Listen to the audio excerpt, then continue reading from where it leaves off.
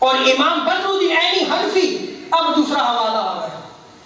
یہ تو عقیدہ میں نے بیان کیا نا، اب دوسرا حوالہ دے رہا ہوں. پہلے جو ہے وہ ابن حجر اسقلانی شافعی کا حوالہ تھا نا، اب دوسرا حوالہ دے رہا ہوں. امام بدرالدین عینی حنفی، آپ احناف کے بہت بڑے امام ہیں.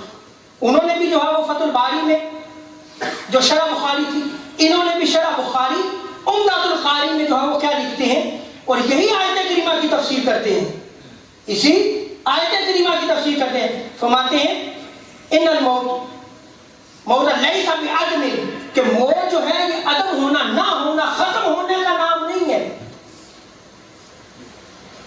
آج کیا کہا جاتا ہے، وہ مر کے مٹی ہو کر کے لین جاتے ہو، کہا جاتا ہے یا نہیں کہا جاتا؟ اہل سنت کا عقیدہ کیا ہے؟ وہ کہتے ہیں الموت لیس بعدم انما هو انتقال من دار الى دار، ایک گھر سے دوسرے گھر کی طرف منتقل ہونا ہے.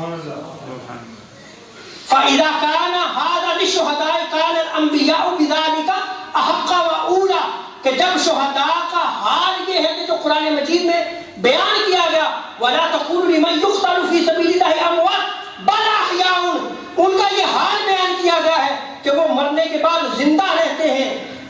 بدرالدین عینی حنفی فرماتے ہیں تو انبیاء بدرجہ اولا جو ہے وہ اس حیات کے حقدار ہیں.